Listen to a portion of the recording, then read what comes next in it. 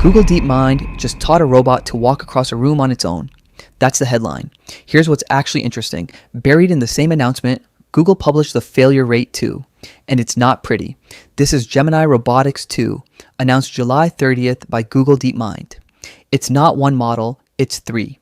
One handles motor control, the fine motions that move a hand or a foot. One handles planning, breaking a spoken instruction into steps. And one runs entirely on the robot itself. Offline, no internet connection needed. Google is calling it One Brain for any robot. Here's the demo that got everyone's attention. You tell Apptronik's Apollo 2 Humanoid, put the watering can into the green bin on the bottom shelf. The robot doesn't just reach for something on a table, it walks across the room, picks up the can, crosses back, and places it exactly where you asked. Previous versions of Gemini Robotics could only really handle upper body tasks. Hands working on a tabletop while the rest of the robot stayed still. This is the first version that controls a robot from, in DeepMind's words, feet to fingertips. Demis Hassabis, DeepMind's CEO, posted that robots can now reason through every movement to handle tasks that weren't possible before, including tying delicate knots. He credited the robotics team for what he called a major milestone, and the demos back him up. Apollo 2, running on Gemini Robotics 2, sealed a Ziploc bag. It packed items into a container. It coordinated with a second robot to split up a task, one handing off to the other mid-job. That multi-robot coordination piece is new too. Earlier versions were built for a single robot doing a single job. This one can split labor across a small team of machines. The hardware side matters here too. Apptronik's Apollo 2 is fitted with a 22 degree of freedom hand, developed with a company called Wave. That's more independent joints in one robotic hand than most industrial robots have in their entire arm. That hand is what lets Apollo unscrew a light bulb or tie a knot instead of just gripping and dragging objects around like older robot hands did. Now, here's the part Google didn't put in the highlight reel, but did put in the actual data. Unscrewing a light bulb, the robot succeeds 92% of the time. Good.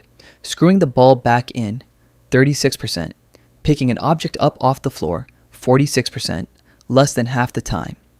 DeepMind's own notes admit that fine dexterity with multiple fingers remains challenging. Walking, balance, whole body coordination, that part looks solved. Hands are still the hard part, and hands are where almost all the useful work actually is. You don't build a home robot to walk in circles.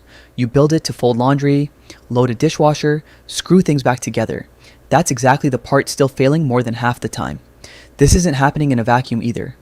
Apptronik just opened an expanded version of its robot park facility in Austin, Texas, a training ground where fleets of Apollo 2 robots generate real-world data around the clock through teleoperation and autonomous runs. That data feeds straight back into training the next version of Gemini Robotics.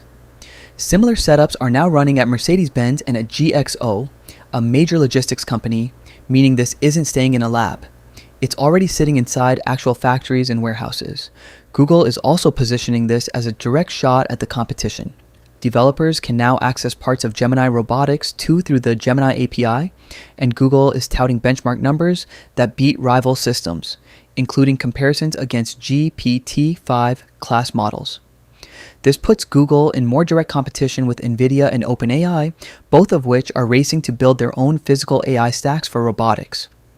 The embodied AI race that used to be mostly about chatbots is now visibly a hardware race too. The market noticed.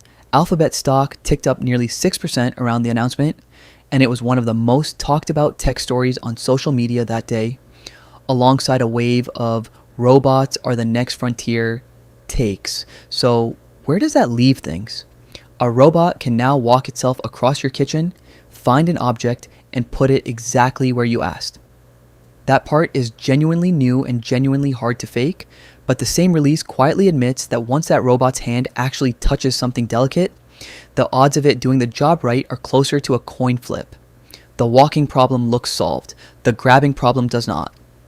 And grabbing things correctly is basically the entire point of a home or factory robot. Google's bet is that if you nail the body first, the hands catch up fast.